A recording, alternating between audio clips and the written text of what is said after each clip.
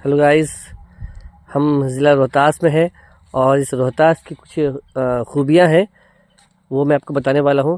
और ज़िला रोहतास में आप देख रहे हैं कि हम आपको क्या दिखा रहे हैं। आपको हर तरफ से खेत ही खेत दिखेगा, जिधर देखेंगे आपको खेत ही खेत दिखेगा। पर इस खेत में कॉमन क्या है वो मैं आपको बताने वाला हूँ। कुछ अलग और कुछ नया क्या है वो मैं आपको बताने वाला हूँ। और आप ये जान रहे होंगे कि ज़िला रोहतास को चावल का डैश डैश मैंने फिल इन द ब्लैंक्स रखा है। क्या कहते हैं जीके में आप पढ़ेंगे कि ज़िला रोहतास को चावल का कहा जाता है।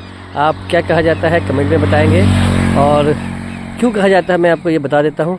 आप देखें कि इसमें सिर्फ खेती नज़र आ रहा है और खेत नज़र आ रहा है। ये रोड है, देखिए आप रोड देख रहे होंगे। रोड के इस साइड भी खेत है, देखें आप,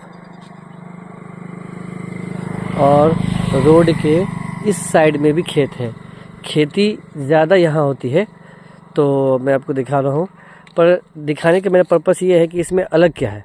तो अलग ये है कि आप देखें, अब गौर करेंगे कि ये जो रोड है, इस रोड के बगल में देखिए, रोड के बगल में ये एक नहर बह रहा है, इसको नहर कहते हैं। आपको मैं दिखा रहा हूँ।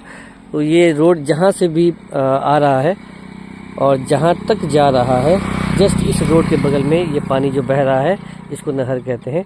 और ये नहर था नहीं, इसे बनाया गया है रोड के इस साइड भी, और आप देखेंगे इस रोड के इस साइड में भी नहर को बनाया गया है। क्यों नहर को बनाया गया है? क्योंकि यहाँ जो खेती की जाती है, तो खेती की जाती जब है तो जब पानी की ज़रूरत होती है तो इस नहर में पानी को डाला जाता है। अब हम कह रहे हैं डाला जाता है, इसका मतलब क्या है कि अगर नहर सूख गया है, नहर में पानी नहीं है, तो नदियों को मोड़ करके इस नहर में पानी दे दिया जाता है। जिससे लोग क्या करते हैं कि इस नहर से पानी अपने खेतों में ले लेते हैं, और जहाँ जहाँ ज़रूरत पड़ती है वहाँ वहाँ पानी ले लेते हैं।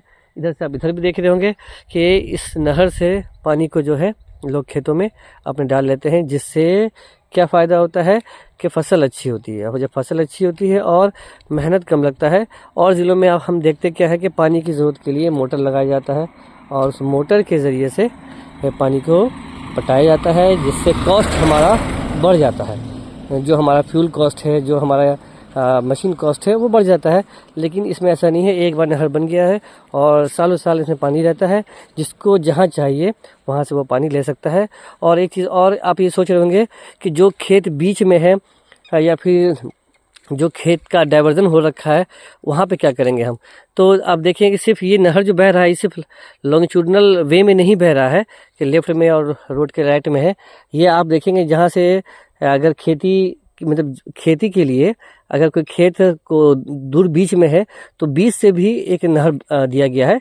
खेतों के बीचों बीच से एक नहर दिया गया है। उधर कहीं पीछे है, मैं आपको कभी दिखा दूंगा कि बीच में से भी एक नहर गया हुआ है, ताकि जो पीछे खेत है, जो खेत आपको पीछे दिख रहे होंगे, मैं जूम कर रहा हूँ, देखिए बहुत दूर में एक घर भी है। घर के साइड में या घर के बीच में जो खेती के लिए जगह है, जो फसल उपजाई जा रही है, तो वहाँ पे भी पानी को पहुँचाने के लिए बीचों बीच में भी दिया गया है नहर का रास्ता। तो आप देख रहे होंगे कि कितना कितना अच्छे से यहाँ पे खेती की जाती है। लोग सबसे ज़्यादा शिक्षित जो है वो ज़िला रोहतास के ही हैं, और शिक्षित हैं इसीलिए इन्होंने क्या किया है, फसल के लिए अपनी सुविधाएं ले रखी हैं। तो आप भी अपने अपने ज़िले में कोशिश करें कि नहर को बनाया जाए, जिससे कॉस्ट हमारा कम आए और फसल अच्छी हो, और किसान जो है अपना खेती अच्छे से कर सके। Thank you very much.